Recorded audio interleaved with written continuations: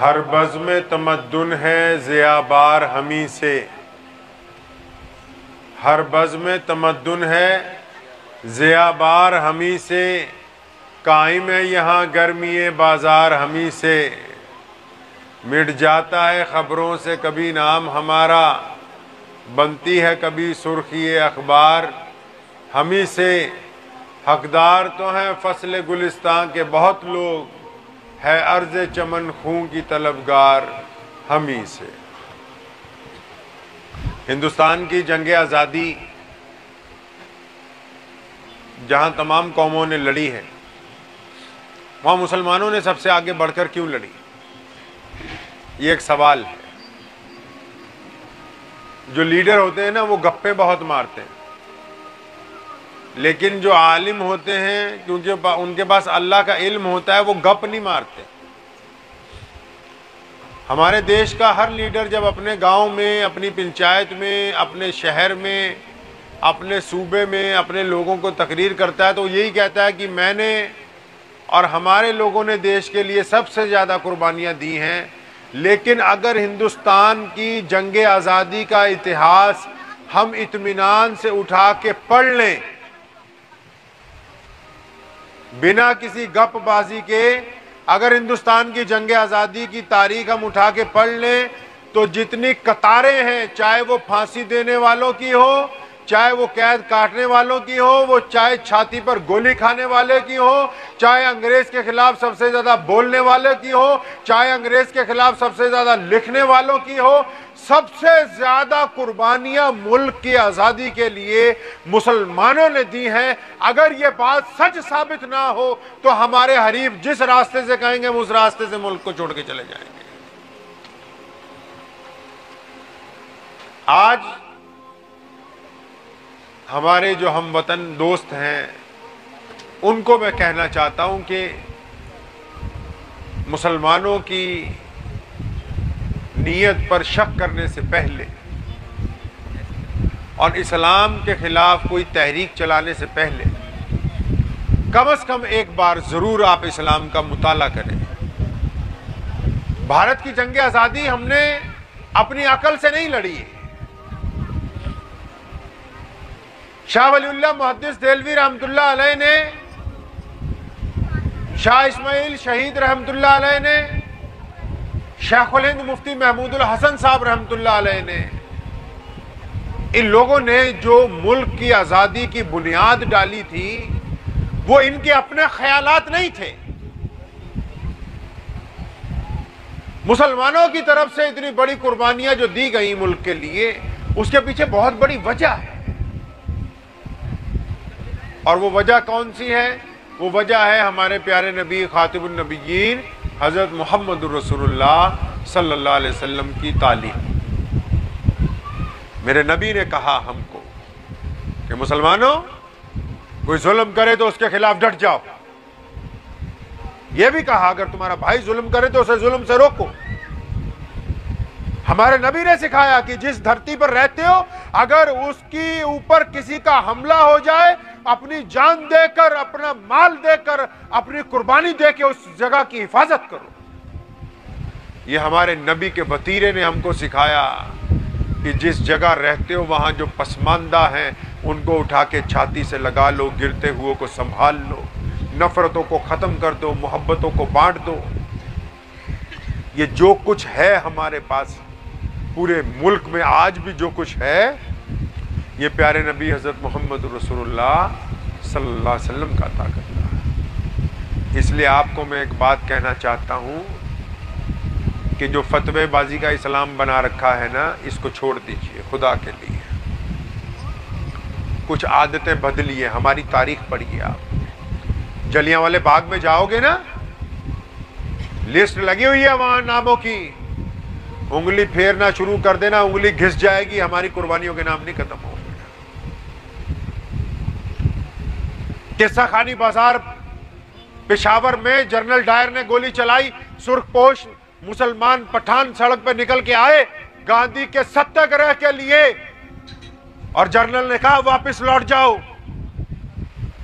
یہ ہندوستان کا ایسا قصہ ہے کہ جس میں قربانی دینے والے پٹھانوں نے छाती पर गोली खाई है, किसी एक मुसलमान की पीठ पर गोली नहीं लगी है। सरदार वल्लभ भाई पटेल ने कांग्रेस के अधिवेशन में 1933 में लिखा कि मुसलमान पठानों की कुर्बानियों ने पूरे मुल्क की कौमों को पीछे छोड़ दिया। जब जनरल गोली चला रहा था, ये जान बचाने के लिए भागे नहीं, बल्कि ये आगे बढ़ते रहे, आखिरी आदमी तक जनरल के आगे टिका रहा। और उसने साफ कहा कि डरते हैं तो सिर्फ अल्लाह के लिए डरते हैं। जब इस वतन की मिट्टी के लिए निकल आए हैं घर से, या तो आज़ादी हासिल करेंगे या अपनी जान अल्लाह के रास्ते के अंदर कुर्बान करेंगे। आपको कहना चाहता हूं कि हम उन लोगों की औलाद हैं जिन्होंने इस मुल्क को आज़ाद करवा के दिया। कैसे आज़ाद करवाया? ऐसे नहीं कि सिर्फ गप्पे हाँक दी। स्टेशनों पर जब रेलगाड़ी चलती है ना, पेशावर से कलकत्ते तक, पानी के मटकों पर लिखा होता था कि हिंदू पानी पी लो, मुसलमान पानी पी लो। हिंदू पानी पियो, मुसलमान पानी पियो। पानी पिलाने वाला आवाज देता था, हिंदू पानी पियो, मुसलमान पानी पियो। मौलाना हबीबुर रहमान लुधियानवी रहमतुल्लाह अलैह, जो मजलिस अहरार के बानी हैं, उन्होंने लुधियाना घास मंडी चौक में तमाम हिंदू और मुसलमानों को, सिखों को बुलाया, पूछा मुल्क आजाद करवाना चाहते हो? कहने लगा हाँ चाहते हैं। ये ऐसा वक्त है कि कोई सरकार के खिलाफ बोलता नहीं था।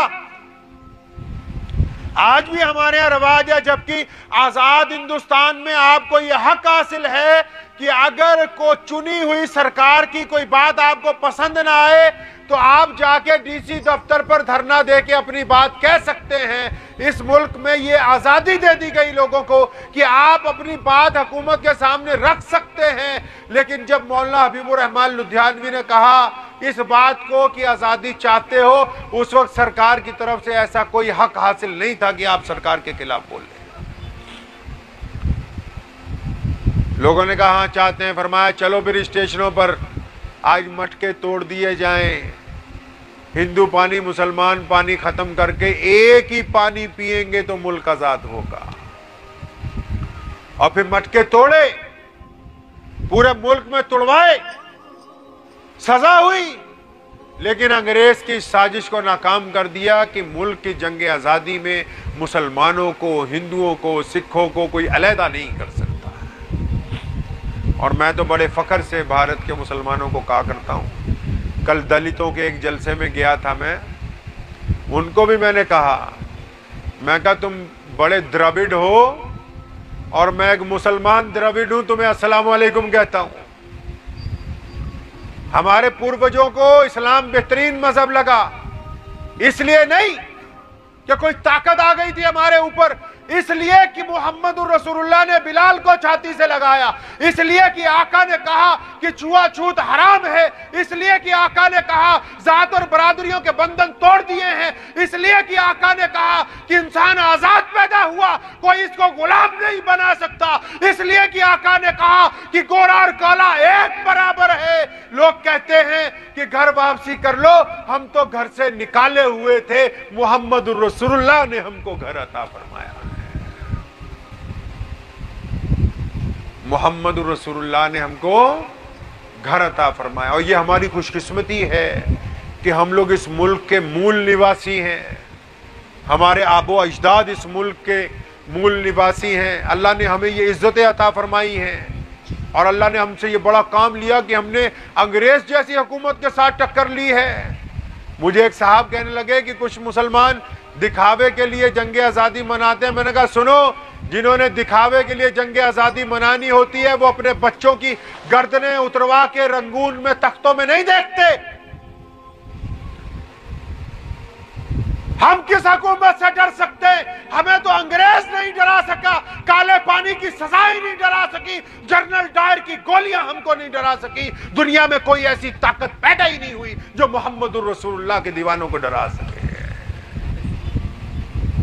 जो काम भी करते हैं सिर्फ अल्लाह और उसके रसूल की रिजा के लिए। ये मुल्क हमारा है, اس ملک میں ہندو، مسلمان، سکھ، دلت جتنی بھی قومیں ہیں انہوں نے مل کے ملک کی جنگ آزادی لڑی ہے۔ ایک ایک بیرک میں مولانا حبیب الرحمان لدھیانوی، لالا لاجپت رائے، سوامی شردانند، عطا اللہ شاہ بخاری، مفتی کفایت اللہ دہلوی، مولانا احمد سعید دہلوی جیسے لوگوں نے ایک ایک بیرک میں 5 سال اکٹھے گزار دیے، لیکن ملک کے عوام کو ٹوٹنے نہیں دیا ہے۔ اس لیے میں آپ حضرات کو ان کو بھی کہنا چاہتا ہوں جو کچھ فرقہ پرست ہیں، کئی بار ان کو ایسا لگتا ہے کہ اب ملک کے آزادی کو 72 سال ہو گئے تو شاید مسلمان اسلام سے منحرف ہو جائیں گے۔ ہم وہ مسلمان ہیں جنہوں نے محمد علی جناح کے آئیڈیل کو ٹھکرا دیا تھا۔ کس کو ٹھکرا دیا تھا بھائی؟ محمد علی جناح جب نے کہا کہ دیش کو تقسیم کرو، وبھاجت کرو، ہم وہ مسلمان ہیں جنہوں نے محمد علی جناح کے آئیڈیل کو ٹھکرا دیا تھا۔ لیکن سمپردائک طاقتیں یہ بھی کان کھول کے سن لے کہ لیکن ہم وہ بھی مسلمان ہیں کہ ہماری رگوں میں بہنے والا خون یہ محمد الرسول اللہ کا غلام ہے۔ دنیا کی کوئی طاقت ہمیں اپنے ملک میں اللہ اکبر کہنے سے روک نہیں سکتی، دنیا کی کوئی طاقت نہیں روک سکتی۔ آپ کو کہنا چاہتا ہوں، آزاد ہندوستان میں اب مسلمانوں کی کیا ذمہ داری ہے؟ مسلمانوں نے عبدالکلام بن کے دکھایا، ہندوستان کو ایٹمی پاور بنایا۔ مسلمانوں نے کیپٹن عبدالحمید بن کے دکھایا، پاکستان کے دانت کھٹے کیے۔ مسلمانوں نے بریگیڈیئر عثمان بن کے دکھایا، 72 کی جنگ میں پھر چائنا اور پاکستان کے دانت کھٹے کیے۔ آپ کیا چاہتے ہیں؟ اب آپ کو اپنے اندر تبدیلی لانی ہوگی۔ آپ کو بھی ملک کی ترقی کے ساتھ ساتھ ملک کی دفاع کے لیے اٹھ کے کھڑے ہونا ہوگا۔ یہ جو فتوے بازیاں آپ نے شروع کر رکھی ہیں ایک دوسرے کے اوپر، کبھی سوچا ہے کہ اس کا کوئی فائدہ ہونے والا ہے؟ کوئی فائدہ ہونے والا ہے بھائی؟ ارے آپ خوش قسمت ہیں، اپنے آپ کو سمجھو، اللہ نے آپ کو کتنی عزتیں دی ہیں۔ بلال رضی اللہ تعالیٰ عنہ کا نام سنا ہے نا؟ بلال رضی اللہ تعالیٰ عنہ ایسی شخصیت تھی، عمار بن یاسر رضی اللہ تعالیٰ عنہ کو مار پڑ رہی مکے میں، بلال کو پتا تھا، عمار کو پتا تھا بلال مسلمان ہے، مکے والوں کو نہیں پتا تھا، امیہ کو نہیں پتا تھا، عبداللہ بن جدان کو نہیں پتا تھا کہ یہ میرا غلام مسلمان ہے۔ عمار کو جب مار پڑ رہی تھی تو بلال رضی اللہ تعالیٰ عنہ بھی وہاں سے گزرے، ان کا سردار بھی وہیں سے گزرا، تو وہاں کھڑے ہو گئے۔ تو مارنے والے جب تھک گئے، انہوں نے دیکھا بلال بھی ہے، تو بلال کے مالک کو کہا، عبداللہ بن جدان کو اور امیہ کو، کہ ہم تھک گئے، ذرا تم اس کی پٹائی کرو، یہ محمد رسول اللہ کا غلام ہے۔ ان کو کیا تھا؟ حبشی غلام ساتھ تھا۔ میں بلال کو کہا، بلال درہ اٹھا، اس کو مار۔ بلال رضی اللہ تعالیٰ نے درہ اٹھایا اور حضرت یاسر نے ان کی طرف دیکھا، عمار بن یاسر نے آہستہ سے کہا، بلال مارو، رکنا نہیں۔ تاریخی واقعہ ہے یہ، کہا مارو مجھے، اس لیے تاکہ یہ ان کو یہ نہ پتہ لگ جائے تم بھی مسلمان ہو، کہیں تمہیں نہ مارنے لگے، یہ تمہارا قتل نہ کرتے۔ بلال قریب آئے، پھر انہوں نے دوبارہ وہی بات کہی، تیبارہ کہی۔ بلال نے غور سے دیکھا عمار بن یاسر رضی اللہ تعالیٰ عنہ کو، اور 2 قدم پیچھے ہٹ کے تیز تیز درہ گھمانے لگے۔ تو مشرکین بھی بڑے خوش ہو رہے تھے۔ عمار بن یاسر کہتے ہیں، مجھے تھوڑی سی تسلی ہوئی کہ اس جوشیلے کو تھوڑی سمجھ آ گئی ہے، کوئی بات نہیں، جہاں اتنے درے پڑے ہیں تھوڑے سے اور پڑیں گے۔ بلال رضی اللہ نے زور زور سے درہ گھماتے ہوئے اچانک درہ ہوا میں پھینکا، دور جا کے گرا۔ فرمایا، مکے والوں تم کیا سمجھتے ہو عمار اکیلا ہے؟ بلال بھی عمار کے ساتھ ہے، ان کی اولادیں ہیں ہم۔ فرمایا، تم نے کیا سمجھ رکھا ہے کہ یہ اکیلا محمد رسول اللہ کا غلام ہے؟ بلال بھی آج سے اس کے ساتھ ہے۔ بلال کو بھی وہی باندھ لیا گیا، پٹائی ہوئی۔ فرمایا، پھر کیا ہو گیا؟ جب تک اظہار عشق میں تکلیف نہ اٹھائی جائے، عشق میں مزہ نہیں آتا ہے۔ تو یہ بلال جو تھے نا، گھر پہنچے ایک دن مار کھا کے، روز رات کو گھر ہی پہنچتا ہے بندہ مار کھا کے۔ تو ماں نے کہا، بیٹا ہم مکہ چھوڑ کے کہیں اور نہ چلے جائیں۔ یہ واقعہ دھیان سے سن لو، کیونکہ یہاں ہمارے یہاں رواج ہے اس پوری پٹی میں 20-25 واقعات ہم نے رٹ لیے ہیں، 25-30 حدیثیں رٹ لی ہیں، جن میں 10-15 تو جھوٹی ہیں۔ ایک جھوٹی حدیث یہ بھی ہے کہ نبی علیہ السلام نے کہا ایک جنگ سے آتے ہوئے کہ جہاد اصغر سے آ رہے ہیں، اکبر کی طرف جا رہے ہیں، یہ حدیث نہیں ہے۔ یہ اس لیے بنائی گئی کہ مسلمانوں کے اندر سے جذبہ ختم کر دیا جائے۔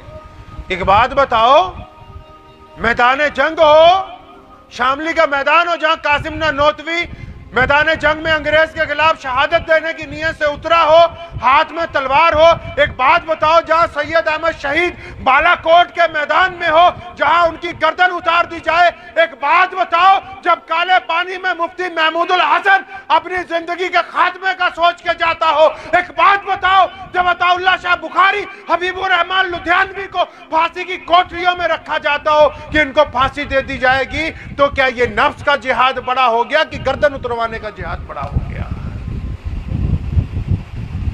بدماشوں کو کہنا چاہتا ہوں جو مسلمانوں کو بزدل بنانا چاہتے ہیں، یہ حدیث نہیں ہے۔ اندازہ تو لگاؤ، آقا کے اوپر نعوذ باللہ بہتان باندھتے کہ میدان جنگ سے آ رہے ہیں، فرمایا نفس کا جہاد۔ کیا نفس؟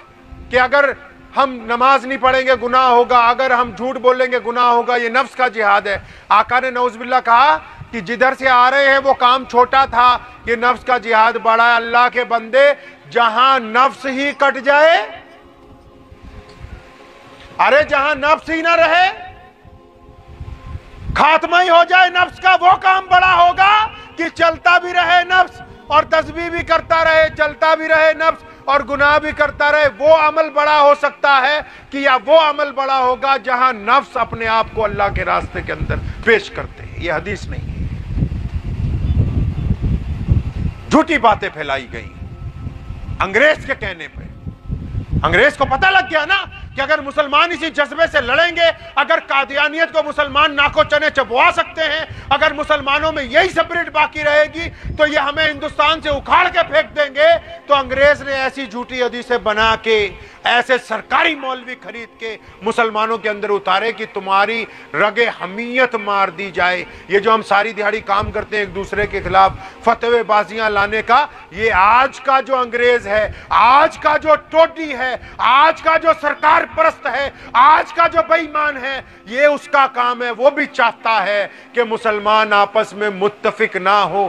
اگر یہ متفق ہو جائیں گے، ان کی عزت بن جائے گی، یہ متفق ہوں گے، پارلیمنٹ میں ان کے ممبر ہوں گے، یہ اگر متفق ہوں گے ان کو نوکریاں مل جائیں گی، یہ متفق ہوں گے تو ان کے کالج کھل جائیں گے، یہ متفق ہوں گے تو ان کی انڈسٹری لگے گی، یہ متفق ہوں گے تو حکومت میں ان کی حصہ داری ہوگی۔ آج کا بے ایمان بھی وہی چاہتا ہے جو آج سے 200 سال پہلے بے ایمان چاہتا تھا۔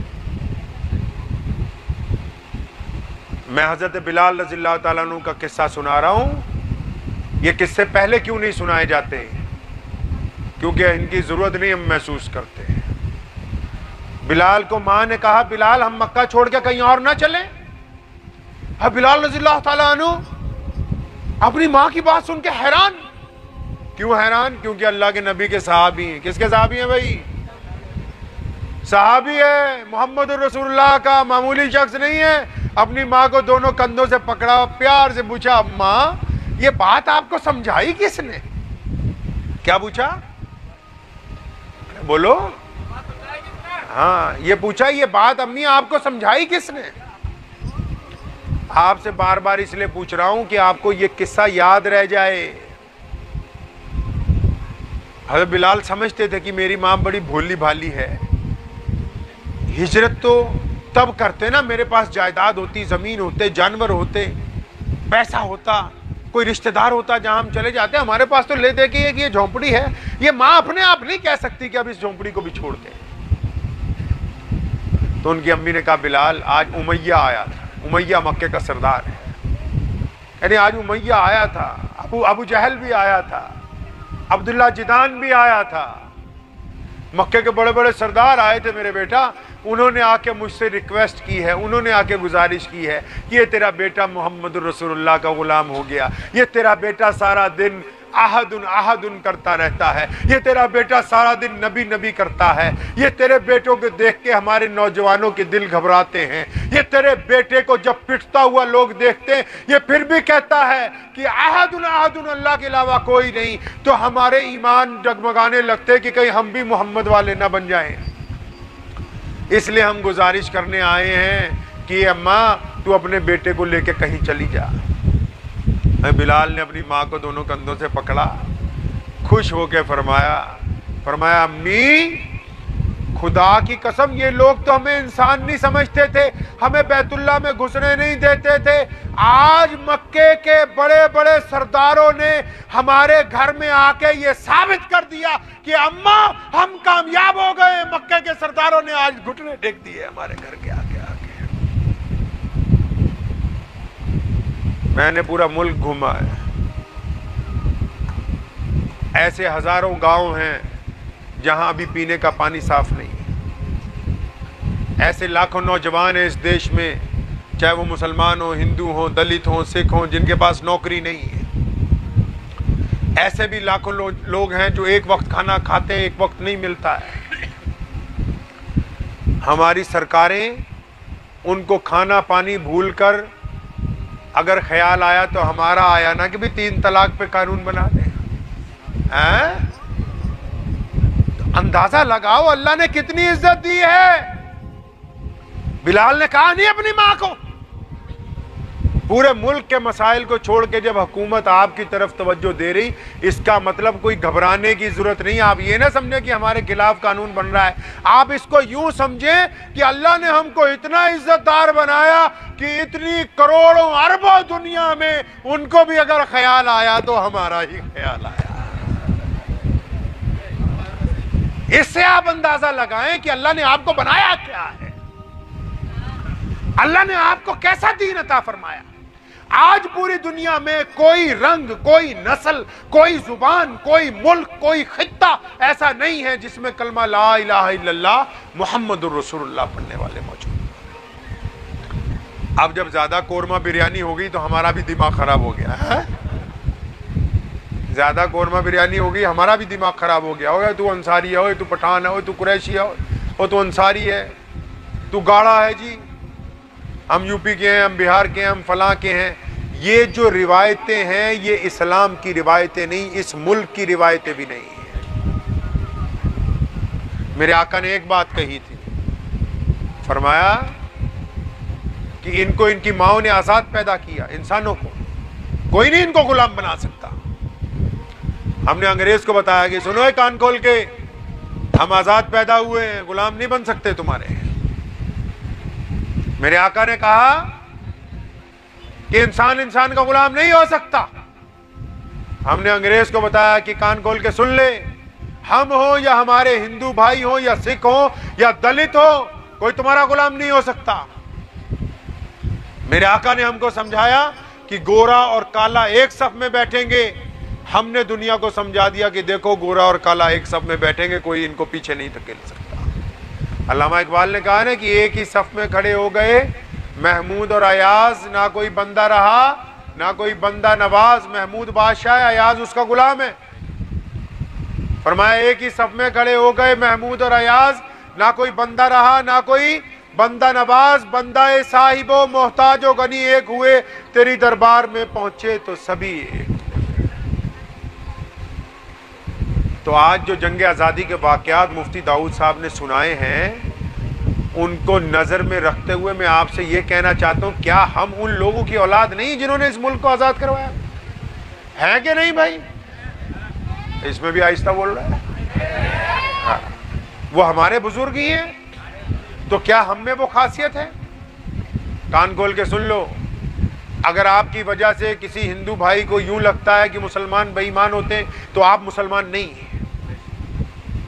पता नहीं आपको क्या समझाते होंगे आपके इलाके के मौलवी या तबलीग वाले, लेकिन मैं इतना जानता हूं कि अगर किसी मुसलमान के अमल को देखकर कोई गैर मुस्लिम ये कह दे कि ये मुसलमानों वाला काम नहीं है, तो वो बंदा मुसलमान नहीं है।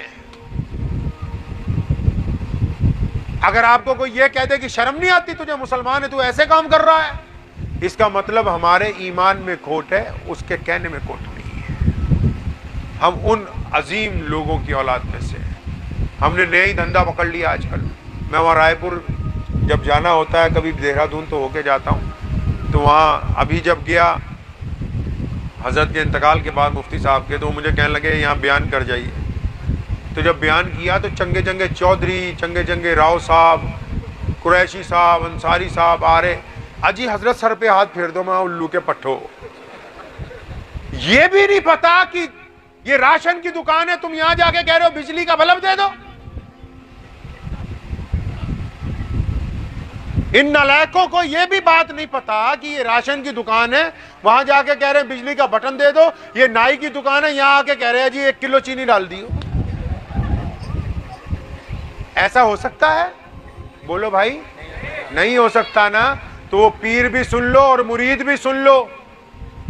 دنیا ملتی ہے بازار میں, نوٹ کمایا جاتا ہے منڈی میں, بیماری ٹھیک کروائی جاتی ہے حکیم کے پاس, ڈاکٹر کے پاس.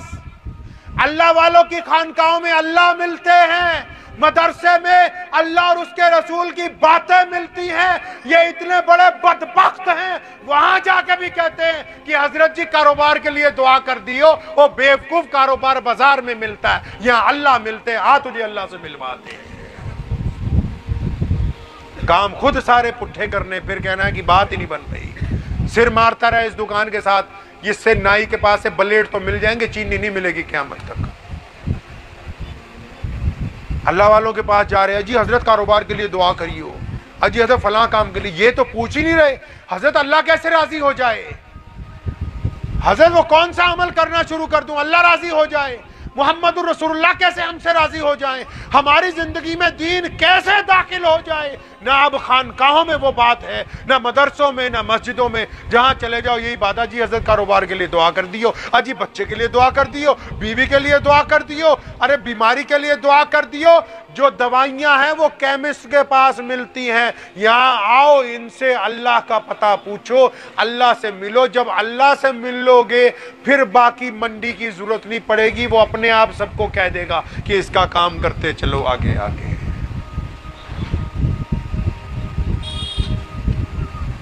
ماں باپ سے نہیں بنتی, بھائی بہنوں سے نہیں بنتی, رشتہ داروں سے نہیں بنتی. دے متھے پہ متھا ٹیک رہا ہے جا کے 5 ٹائم 10 ٹائم پڑھ لو بھائی. اگر نماز پڑھنے کے بعد دوسروں کو تانے دینے, برائیاں کرنی, گالیاں دینی, چگلی کرنی ہے تو 10 ٹائم نماز پڑھ لو, وہ بھی قبول نہیں ہوگی. اندازہ لگائیے ہم کہاں تھے کہاں پہنچ گئے. ملک ہم نے آزاد کروایا ہے جی, اس کے بعد پارلیمنٹ میں آپ کو پتا ہے جو ہمارے سب سے سمانت اس وقت سے لے کے اب تک کے قانون بنانے والے ہیں وہ بھیم راؤ امبیڈکر ہیں. کون ہے بھائی؟ بھیم راؤ امبیڈکر. اور امبیڈکر جی کا اگر اتہاس اٹھائیں گے, ان کو سویدھان بنانے کے لیے, سویدھان پیٹھ کا ممبر بنانے کے لیے, ان کو سویدھان کے تخت پہ بٹھانے کے لیے اگر کسی نے منظوری دی ہے, اگر کسی نے ووٹ دی ہے, اگر کسی ممبران پارلیمنٹ نے ان کے حق کے اندر پہلا ریزولوشن پاس کیا ہے, تو وہ الحمدللہ کلمہ لا الہ الا اللہ محمد الرسول اللہ پڑھنے والے مسلمان ہیں. اب ہم کو اپنا وتیرہ بدلنا ہے, ملک کے لیے کام کرنا ہے. جب ملک کے لیے کام کریں گے لیکن پہلے اپنے آپ کو سدھاریں گے, سدھار لیں گے انشاءاللہ. کیا کوئی ایک کام ایسا کر سکتے ہو کہ جس سے ملک کا فائدہ ہو جائے, قوم کا فائدہ ہو جائے, اسلام کا فائدہ ہو جائے, آپ کا فائدہ ہو جائے؟ کیا کر سکتے ہیں آپ؟ کوئی ایسا کام کر سکتے ہیں؟ صرف دھرنے لگا سکتے ہیں, شور مچا سکتے ہیں؟ ایک کام کر لیجیے کہ آج سے دوسروں کی ٹانگ کھینچنا بند کر دیجیے. کر سکتے ہیں یہ کام؟ نہیں ہوگا, تبھی نہیں بول رہے. مشکل ہے, یہ نہیں ہونے کا. چنگیز خان کے پاس 50 لاکھ فوج تھی, سامنے تیمور لنگ تھا, اس کے پاس بھی 50 لاکھ فوج تھی. تیمور مسلمان تھا, کسی نے کہہ دیا لڑیے نا, پیر جی نے کہہ دیا اس کے لڑیے نا, ابھی تارے گردش میں ہیں. فوج لے کے آگے آگے بھاگتا رہا, لڑائی نہیں, مر گیا ایک جگہ جا کے. اس کا بیٹا جلال الدین خوارزم شاہ جب تخت پہ بیٹھا, اس نے بیٹھتے کہا میں لڑوں گا چنگیز سے, حملہ کر دیا چنگیز پہ. اتنا لڑا, چنگیز خان کو ہی پکڑ لیا ایک جگہ جا کے, اس کی تلوار توڑ دی, لیکن جنگ رک گئی, چنگیز پیچھے ہٹ گیا. 4 دن بعد جلال الدین کے سکے بھائی نے کہا کہ ہم تو تجھے بادشاہ نہیں مانتے, آدھی فوج لے کے چلا گیا. 2 جرنیلوں نے کہا ہم نہیں تجھے مانتے, وہ بھی آدھی فوج لے کے بھاگ گئے. جلال الدین اکیلا بچ گیا 12,000 فوجیوں کے ساتھ, لیکن پھر ٹکرایا چنگیز خان کے ساتھ. اس جنگ میں چنگیز خان کے گھوڑے کی ٹانگیں کاٹ دی, اس نے اسے پھر گرا لیا. لیکن جب تتاری زیادہ بڑھے تو جلال الدین نے پہاڑ کی چوٹی سے گھوڑے سمیت دریائے سندھ میں جب چھلانگ لگا دی اور پلی طرف جا کے بیٹھ گیا ایک پتھر پر, تو چنگیز خان نے کہا تھا کاش تو میرا بیٹا ہوتا. ہارا کیوں؟ مسلمانوں نے کہا کہ ہم تو تجھے بادشاہ نہیں مانتے. اب تمہیں میں پوچھ رہا ہوں, ایک کام چھوڑ دو گے میرے بھائی؟ کوئی نہیں, سوچ کے بتائیں گے. ایک کام چھوڑ دیجیے, دوسرے کی ٹانگ کھینچنا. کیا بھائی چھوڑ دیں گے؟ میرے نبی کو یہ بات پسند نہیں ہے. ہم نے ہندوستان جب آزاد کرایا, احراریوں کی بات بتاتا ہوں, انگریز کہتا تھا ہندو پانی مسلمان پانی ہوگا, انگریز کہتا تھا مسلمان ہندو الگ الگ رہیں گے, انگریز کہتا تھا سکھ اور مسلمانوں کی بن نہیں سکتی تھی. ہم پر فرقہ پرست مسلمان الزام لگاتے رہے, لیکن احرار صرف ہندوستان کی وہ پہلی جماعت ہے جس نے یہ کہا تھا کہ ہندو سکھ اور مسلمان اکٹھے مل کے ملک کی آزادی کی لڑائی لڑیں گے, ہمیں کوئی الگ نہیں کر سکتا. کبھی آپ پڑھ لیجئے گا تاریخ اٹھا کے. ہم کر سکتے ہیں ایسا بھائی؟ دوسرے کو گالی دینا کمال نہیں ہے, کسی دوسرے مذہب کی برائی کرنا کمال نہیں ہے, دوسرے آدمی کی عزت. بانٹیں گے عزت؟ کس کو بانٹو گے عزت؟ اپنے والد کو, اپنی ماں کو, بیوی کو, بچوں کو, پڑوسیوں کو, رشتہ داروں کو, راہ چلتے ہوئے لوگوں کو بانٹیں گے انشاءاللہ. کسی کے ساتھ ناراضگی کا اظہار نہیں کرنا, نہیں کریں گے انشاءاللہ. جس کے ساتھ بھی آپ کو جب غصہ آ جائے تو فوراً درود پڑھ کے اپنے نبی کو یاد کریں کہ یہ میرے نبی کا وطیرہ ہے کہ ہم بدلہ لینے نہیں آئے, ہم بدلہ لینے نہیں آئے. جو لوگ آج اسلام کے خلاف بول رہے ہیں نا, یاد رکھیے گا میری بات, ایک وقت آئے گا کہ اسلام کے خلاف بولنے والوں کو اسلام کی خوبی کو ماننا پڑے گا ہر حالت کے اندر. جاتے جاتے ایک قصہ آپ کو اور سنا دوں, بڑا خوبصورت قصہ یاد آیا. پتہ نہیں آپ نے سنا ہوگا یا نہیں سنا ہوگا, کیونکہ تم میٹھا کم ڈالو نا چائے میں. میٹھا کم سمجھتے ہو, مولویوں کو تنخواہ دیتے ہو 4-4 5-5 ہزار, پھر کہو بھی یہ قصے بھی سارے سنا دیں, مسئلے بھی سارے بتا دیں. خود قورمہ بریانی کھاؤ, ہمیں زکوٰۃ دے جاؤ لا کے. شرم تو نہیں آتی تمہیں ویسے؟ زکوٰۃ دے کے بھی احسان کر رہے ہیں. اب پھر ہم نے بھی وہی 2-4 حدیثیں رکھ رکھی تمہارے لیے, اتنے دو گے اتنا ثواب مل جائے گا. ہے جی, قصور ہمارا نہیں ہے, قصور قوم کا ہے. مولوی تو تب تمہارے ساتھ صحیح چلے نا, تم مولوی کے ساتھ صحیح چلو. وہ ذرا سی تمہیں صحیح بات بتائے تو جو صدر ہوتا ہے داڑھی منڈا, جس کو یہ بھی نہ پتا ہو کہ مسجد میں چٹائی کیسے سیدھی ہوتی ہو, کہتا نہیں مولوی دوسرا لے آئیں گے. صدر سے بات یاد آئی, جو لوگ مسجدوں کے پردھان ہیں نا بھائی, آپ کے ایریے کو نہیں کہہ رہا ہوں, یا اگر کوئی خراب ہوگا سمجھ بھی لے تو کوئی بڑی بات نہیں. جو مسجد کا متولی ہوتا ہے, مسجد کا صدر جو ہوتا ہے, وہ مسجد کا مالک نہیں ہوتا, مسجد کا نوکر ہوتا ہے. نوکر کو چاہیے اپنی اوقات نہ بھولے, نوکر کو چاہیے وہ اپنی حیثیت نہ بھولے. کس کا نوکر ہے وہ؟ اللہ کا نوکر. اللہ کا مہمان آ رہا ہے, کون؟ نمازی مسجد میں, یہ پنکھا بند کر رہا. اللہ کا مہمان آ رہا ہے, یہ استنجے خانے میں تالا لگا رہا. نوکر کی ذمہ داری ہے مہمان کی عزت کرے, تب وہ اللہ کے نزدیک مقبول ہوگا. مسجد تو ایکو فرینڈلی ہونی چاہیے. غیر مسلموں کو آپ لوگ بلایا کیجیے. انگلینڈ میں, امریکہ میں, ہمارے ہاں بھی غیر مسلموں کو بلاتے ہیں باقاعدہ, عید پر, بقرہ عید پہ, شب برات کو. ویسے کالجوں کے بچوں کو بلاتے ہیں, آؤ ہماری مسجد دیکھو, دیکھو ہم کیسے عبادت کرتے ہیں.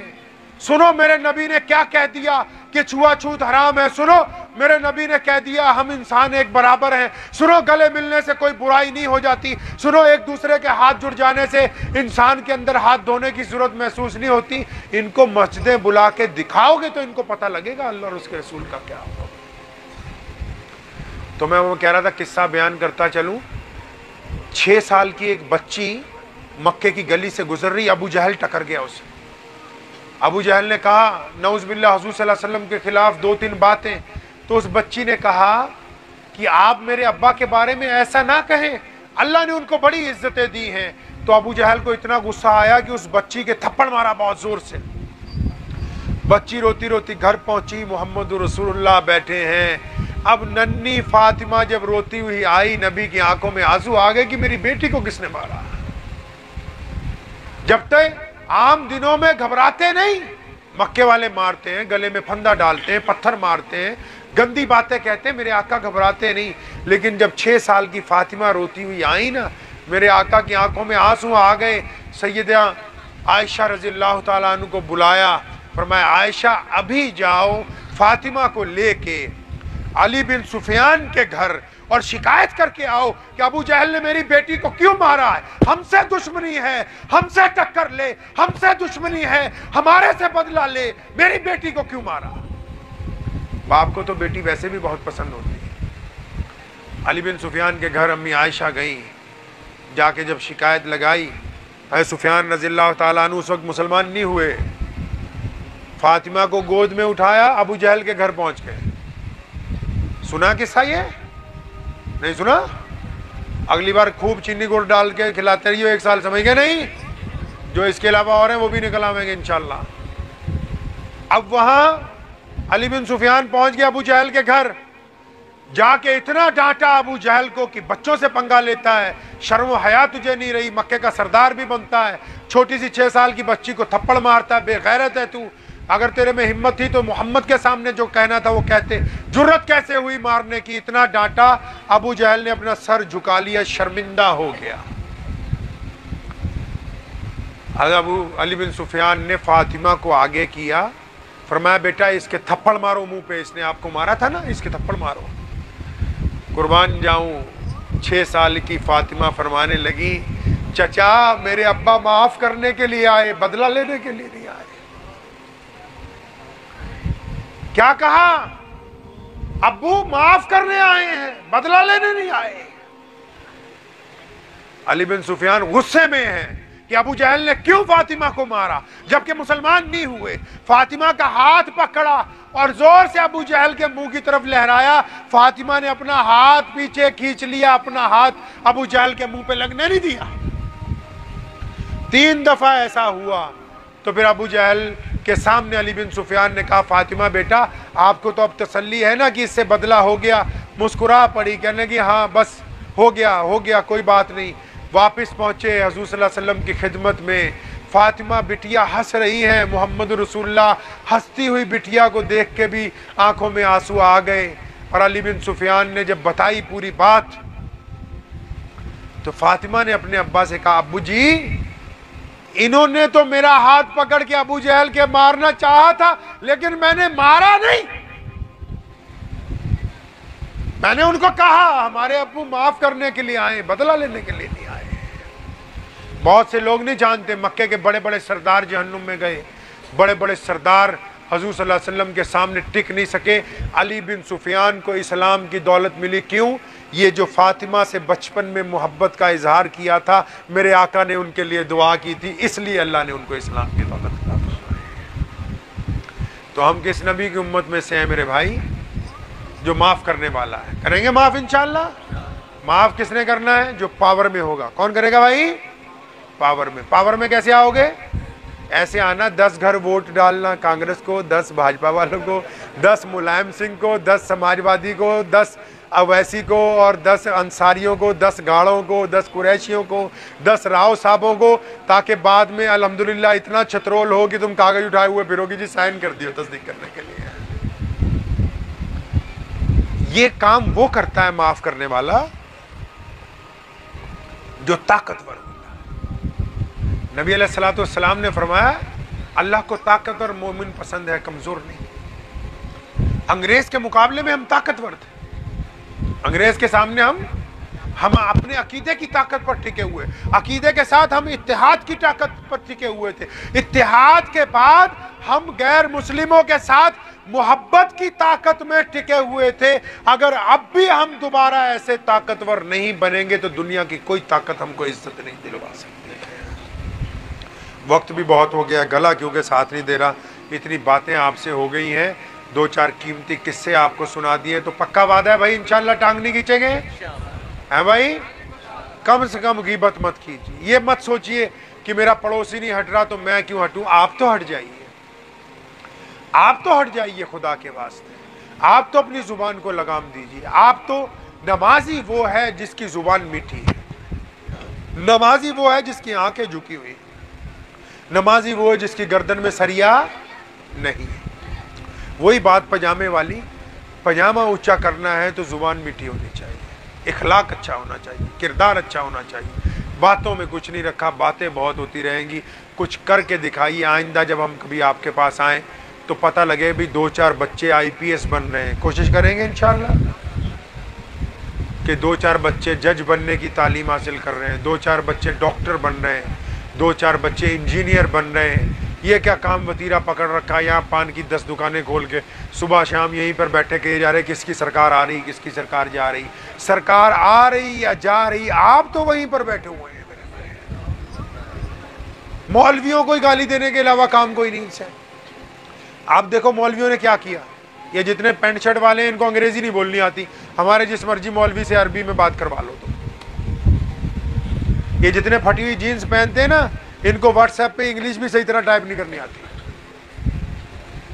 ان کو گفتگو بھی نہیں آتی۔ انہوں نے کہا جو مسلمان 2-4 ڈاکٹر انجینئر تھے، جی مولویوں نے بیڑا گرک کر دیا، ہم نے 70 سال میں ہندوستان کے طول و عرض میں 10 لاکھ مسجدیں بنا کر آپ کو دی ہیں، 10 لاکھ مسجدیں ملک کے اندر، 2 لاکھ مدرسے، اور ان 10 لاکھ مسجدوں میں ہر سال آپ کے سامنے 10 لاکھ حافظ قرآن کھڑے ہوتے ہیں، ایک مسجد میں 4 بھیج دیتے، کمی نہیں آنے دیتے اللہ کے فضل و کرم سے۔ پتہ یہ لگا مولوی تو اپنی جگہ کامیاب ہے، آپ نے کہا تھا قرآن پڑھا، قرآن پڑھ بھی رہا ہے، پڑھا بھی رہا ہے، آپ نے کہا تھا مسجد مدرسہ چلا، مسجد چلا بھی رہا ہے، مدرسہ بھی چلا رہا ہے۔ جو مولوی کو ڈانٹ رہے تھے، نہ وہ انجینئر بنے، نہ وہ ڈاکٹر بنے، نہ وہ جج بنے، نہ IPS بنے، نہ IS بنے۔